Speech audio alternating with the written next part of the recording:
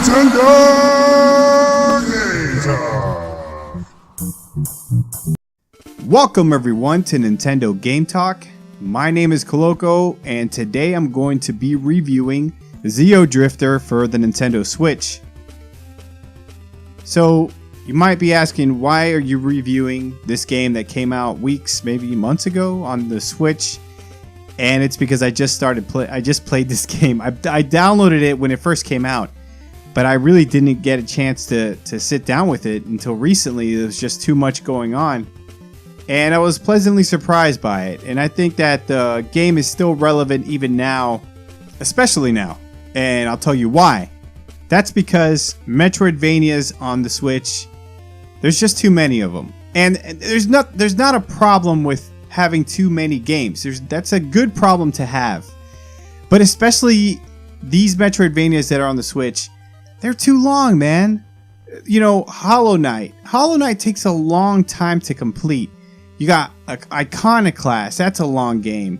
You know, all these smaller Metroidvanias, they're great to have, but you can't play them all. You know, and you get a little bit burnt on them. You do. You know, no one can take the same exact genre over and over and over again. You get burnt out. So what makes Xeodrifter different is that it's a smaller game. It's a bite-sized Metroidvania, which was refreshing, man. It was refreshing to just play a game and be able to finish it in a few hours, and that's it. You had a good experience with it. And that's what this game is. You don't have to dedicate, you don't have to think about, oh, it's going to be 10 or 15 hours. It's going to be 20 hours. It's going to be freaking, you know, Hollow Knight, 50 hours long. It's not going to be that. It's just a bite-sized experience. It's short, sweet, to the point, and I absolutely loved it. So let's go ahead and get on with the review. So first of all, let's talk about the graphics, the presentation. The presentation is pretty much just like a pixelated NES game, and I really liked it. It's just a simple look, but at the same time, it's welcoming. It is a welcoming look to this game. It brings you back to an 8-bit era, but at the same time, it has its own unique take on that 8-bit era classic pixelated design. And I liked it. The same way with Mutant Mudds that has that same look. The game does a good job of pretty much. It has this mechanic, and this is a minor spoiler here, but it does have. If you've played Mutant Mudds, it's not that much of a spoiler. But it has this mechanic of you going into the background and going forward again. And Mutant Mudds does that a lot more. This game doesn't do it that much. But that look is very fresh, very pleasing to look at. And that's what I took away from the graphics of this game. The graphics of any Atui game, really. It just has its unique blend of like old school look, but with a modern, fresh take. And you know, a lot of indies have the same look. But a lot of indies can't pull it off as good as Atui games do it. And Xeodrifter is no different. Music is pretty great in this game. I was actually surprised to see that one of my favorite Nintendo, I guess you wouldn't call him a YouTuber. I guess he's like a journalist. Brian Altano. He's part of the NVC Nintendo Voice Chat podcast, weekly IGN podcast. He was actually he actually made music for this game. I was surprised to see the credits and see, hey, Brian Altano, that's the same guy. But he is, you know, pretty big into music, but you could really tell because this game had a good vibe to it. Even the sound effects are pretty satisfying. So overall, music is pretty solid. So you've seen one Metroidvania, you've seen them all, right? You start off pretty much with just your regular mechanics, jumping and, you know, platforming and shooting, and then you little by little start to get weapons, start to get skills where you can jump higher and you know, you can go over things like lava and you know, stuff like that. Your typical Metroidvania stuff. this game does a pretty good job of giving you complete freedom towards the end of the game, where you feel like you have a freedom of movement. Games like I like Metroidvania games that do this well. I feel like that's a big component to a Metroidvania style of game, where in the beginning you feel like your character does nothing. Like, he says jump sucks, can barely take down enemies. By the end of the game, you really feel powerful. And I feel like that's something that's kind of hard to balance out, right?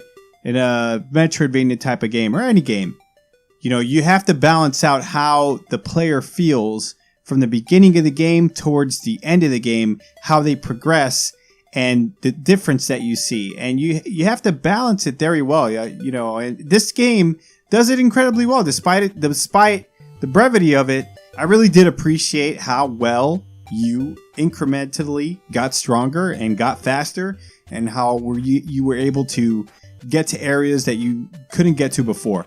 Some games, I'm going to say this, some games don't do this well. A lot of Metroidvania type of games don't get the proper balancing, or they extend it way too long. I'm thinking of something like Hollow Knight here, where you're going around for hours and hours trying to find the next thing to do. And I feel this game it cuts all the fat off of that. It just gives you the chunky parts, like this is the good stuff. And I will say, it takes maybe about half an hour to an hour to initially get things rolling. I wouldn't say that this game is a type of game where you have to look up any kind of information. This game is meant for you to figure out by yourself, and you can do it. It just takes that initial half hour to an hour maybe to figure things out. And when it clicks, it starts clicking, and like a domino effect, you just start seeing all the barriers in the game go down and down, and you can move freely throughout the game. And I feel that this game does that incredibly well. Well, that's pretty much it as far as what the game had to review. There's not a whole lot here because it's a small bite-sized game. I think that's the beauty of this game. That's the attraction. That's what makes this game separate from all the other Metroidvanias in the eShop.